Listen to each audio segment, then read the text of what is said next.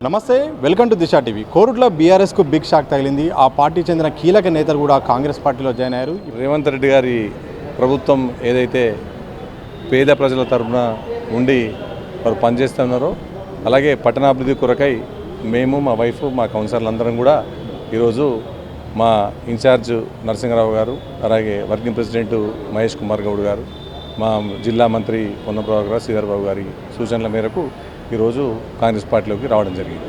So మీ పార్టీలో చేరిన నేపథ్యంలో మీకు కానీ, అంటే మీ కుటుంబానికి కానీ, మీరు కీలక పదవిలో ఉన్నారు. ఒకటి చైర్పర్సన్గా ఉన్నారు, మీరు పట్టణ అధ్యక్షుడిగా ఉన్నారు, మనతో పాటు కౌన్సిలర్ ఉన్నారు.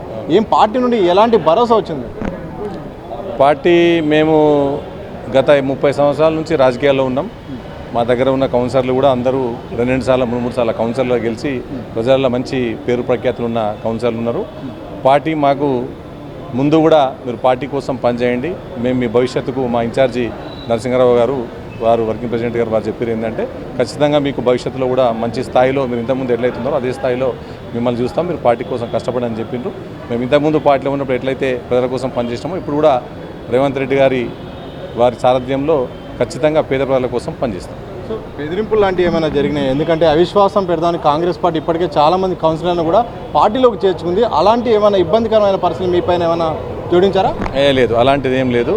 మాకు ఇప్పుడు ఉన్న కౌన్సిలర్లు కూడా చాలామంది కౌన్సిలర్లు ఉన్నారు. కానీ మేము అందరం కూడా మా కౌన్సిలర్లు, చైర్మన్ గారు, మేము పార్టీ అధికారంలోకి వెళ్ళి కోల్పోయిన తర్వాత కూడా మేము 8 నెలలు వేచి చూసినాం.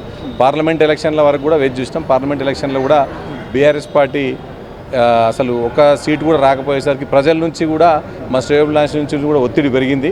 ఎందుకంటే కాంగ్రెస్ అధికారంలో ఉంది, ప్రభుత్వంలో ఉంటేనే మీరు ప్రజలకు పట్టణాభివృద్ధికి మంచి చేయగలుగుతారు అని చెప్పి మా శ్రేయోభిలాషులు కూడా చెప్పారు.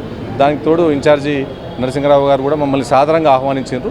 అందుకోసం మేము పార్టీలోకి వచ్చినాం తప్ప బెదిరింపులు కానీ అట్లాంటివి కానీ ఏం కూడా జరగలేదు. సో సిట్టింగ్ ఎమ్మెల్యే అక్కడ డాక్టర్ సంజయ్ అక్కడ సిట్టింగ్ ఎమ్మెల్యే బీఆర్ఎస్గా ఉన్నారు. ఎమ్మెల్యే పనితీరు ఎట్లా ఉంది? ఏమైనా అభిప్రాయాలు ఏమైనా ఉన్నాయా వారి పట్ల? ఇప్పుడు వారు గెలిచి 7 months అయింది. కాంగ్రెస్ ప్రభుత్వం ఉంది కాబట్టి వారు కూడా కాంగ్రెస్ ప్రభుత్వం ఏం చేయలేకపోతున్నారు. వారు ఇక మొన్ననే ఎలక్షన్స్ ఎంపీ ఎలక్షన్ కూడా అయింది కాబట్టి ఇప్పుడైతే ఇంకా ఏం లేదు. ఎందుకంటే వారు కూడా అధికారం లేదు కాబట్టి ప్రతిపక్ష ఎమ్మెల్యేగా ఏం చేయలేకపోతున్నారు. వారైనా పార్టీ మారే ఆలోచన ఏమన్నా కనిపిస్తుందా? మీరు మాట్లాడిన క్రమంలో కానీ మీతో చేసిన సంభాషణ అట్లాంటిది ఏం లేదండి. వారు మారే ఉద్దేశం వరకు లేదు. మీరు చెప్పండి, ఎందుకు పార్టీ మారాల్సి వచ్చింది? కౌన్సిల్ వరుసగా 6 జాయిన్ అయ్యారు, దేనికి గల కారణం ఏంటి? కేవలము మేము మమ్మల్ని నమ్ముకున్న కార్యకర్తలకు న్యాయం చేయాలని, ప్రభుత్వ పథకాలను ప్రజలకు చేరవేసే వారధిగా ఉండాలనే ఉద్దేశంతో మాత్రమే కాంగ్రెస్ పార్టీలో చేరినాం. కానీ ఎలాంటి ఒత్తిడి లేదు, ఏం లేదు. మీరు ఇంతకుముందు మా చైర్మన్ గారిని ప్రశ్నించినట్టు ప్రస్తుతం ఉన్న సిట్టింగ్ ఎమ్మెల్యే గారు కూడా తన వంతుగా తన సహకారం చేస్తుండు. తను కూడా ప్రజల్లో ఉంటున్నాడు, పనిచేస్తున్నాడు. కేవలం మేము మమ్మల్ని నమ్ముకున్న ప్రజలకు సేవ చేయాలి, ఇంకా రూలింగ్ పార్టీలో ఉండి వాళ్ళకి ఇంక మరిన్ని సేవలు చేస్తామనే ఉద్దేశంతో మాత్రమే పార్టీ మారడం జరిగింది. సో 6 నెలల్లో ఇంకో పదవి అయిపోతుంది, మీ అందరి పదవి కూడా అయిపోతుంది. ఈ నేపథ్యంలో ఒకవైపు అవిశ్వాసం అంటూ కాంగ్రెస్ కూడా ఆ ప్రయత్నాలు చేస్తుంది. ఎందుకు పార్టీ మారాల్సిన పరిస్థితి వచ్చింది? ఒకవేళ క్యాడర్ కానీ ఏం చెప్పదలుచుకున్నారు పార్టీ? నిజానికి పార్టీ మారడానికి సిద్ధాంతం ప్రజల అభిప్రాయాలు, ప్రజలకు కావాల్సిన పని. ఈరోజు గవర్నమెంట్స్గా ఫామ్లో మంచిగా ఉంది, చిన్న స్కీమ్స్ మంచిగా అందుతున్నాయి, ప్రజలకు అందుబాటులో ఉంటే బాగుంటుందనే ఆలోచనతోనే ఈ పార్టీలో జాయిన్ అయ్యి ఇంకా ముందు రాబోయే కాలానికి మా చైర్పర్సనల్, అలాగనే మాకు నరసింహరావు ఇన్ఛార్జిగా నరసింహరావు ఆధ్వర్యంలో పనిచేస్తే కోర్టులో ఇంకా డెవలప్మెంట్ చేయవచ్చు, ఏరియాను డెవలప్మెంట్ చేసుకోవచ్చు, ప్రజలకు దగ్గర ఉండి సేవ చేయాలన్న ఆలోచనతోనే దీనిలో జాయినింగ్ జరగడం. ఒత్తిడి అలాంటిది ఉందా పార్టీ నుండి కూడా? అలాంటి ఒత్తిళ్ళు ఏం లేవు. అలాంటి ఒత్తిళ్ళు ఎవరి నుండి మాకు ఒత్తిళ్ళు రాలేవు. ఎవరికి ఒత్తిళ్ళకు మేము లొంగుబాటు కాలేము. ప్రజల గురించే ప్రజలకు పని చేయడానికే పెట్టుకున్నాము. అది ప్రజల పని చేయడానికే, అంతేగాని ఒత్తిడి ఎవరితో రాలేదు. ప్రజల గురించే వచ్చాము మేము, అంతే, దాని గురించి వచ్చాము మేము. అలాంటి మనతో పాటు ఇంకా కీలక నేత గారు ఉన్నారు, నరసింహరావు గారు. సార్, చాలా కీలకమైన విషయం, ఒక పట్టణ అధ్యక్షుడు అలాగే దాంతోపాటు మున్సిపల్ చైర్పర్సన్ జాయిన్ అయ్యారు, 6 కౌన్సిలర్ జాయిన్ అయ్యారు.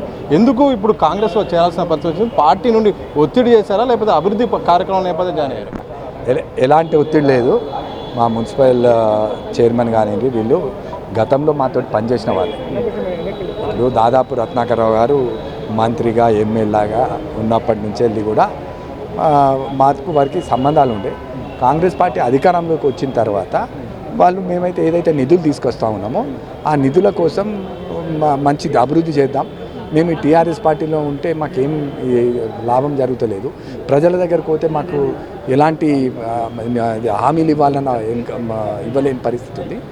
వాళ్ళు కూడా ఏదైతే ముఖ్యమంత్రి రేవంత్ రెడ్డి గారు నిన్న రుణమాఫీ కానివ్వండి, మా 6 గ్యారెంటీలు కానివ్వండి, వీటన్నిటికి కూడా ఆకర్షితులై మరి నాతోటి గత నెల రోజుల నుంచి సంప్రదింపులు జరుపుతూ ఉంటే నేను అందరినీ విచారం చేసి మా కొరుట్ల పట్టణంలో మిగతా కౌన్సిలర్లతో కూడా అందరితో విచారం చేసి ఈరోజు నేను ఒక నిర్ణయం తీసుకొని ఈరోజు మా ఇన్ఛార్జ్ తెలంగాణ ఇన్ఛార్జ్ దీపాదాస్ మున్షి, అదేవిధంగా MLC working president Mahesh Kumar Goud గారు వారి సమక్షంలో నా ఆధ్వర్యంలో ఈరోజు కాంగ్రెస్ పార్టీలో చేరడం జరిగింది.